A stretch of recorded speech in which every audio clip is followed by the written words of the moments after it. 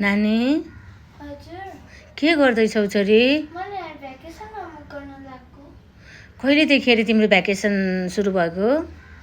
अस्ति 5 गतेदेखि। एक्जाम सकिएपछि भ्याकेसन सुरु भयो?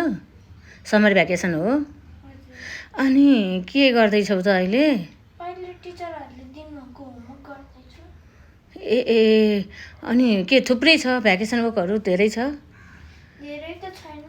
अँ, त्यो म्याथ्सको त्यो क्याल्कुलेट गर्ने छ। अनि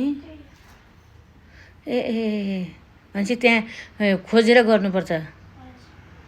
केमा खोज्यौ छोरी तिमीले? गुगल सर्च गर्ने हो? गुगल पनि सर्च गर्ने हो। अँ, यो प्लसहरू गर्दा चाहिँ क्याल्कुलेटरमा गएर गर्ने। क्याल्कुलेटरमा गएर अनि म्याथहरू गर्ने हो। अनि पढ्न त मनपर्छ नि तिमीलाई, होइन त? मनपर्छ। के मोबाइल हेर्नुहुन्न भन्ने कुरा आइरहेको छ नि नानी। बालबालिकाहरूले मोबाइल धेरै हेर्नुहुन्न भन्ने कुरा आउँछ। तिमीलाई कस्तो लाग्छ यो कुरा? चाहिने कुरामा कहिलेकाहीँ मन लाग्यो भने मात्र हेर्ने, नचाहिए नहेर्ने। आफूलाई काम पर्ने कुराहरू हेर्ने। अनि अरू त्यस्तै के हेर्छौ तिमीले धेरै?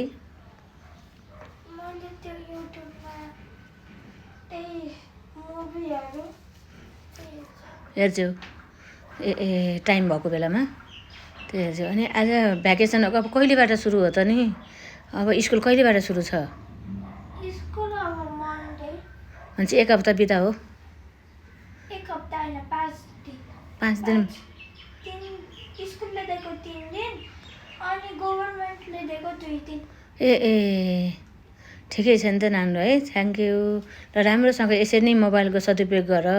आफूलाई चाहिने कुराहरू खोजी लेख, पढ है त। हस्, थ्याङ्क यू।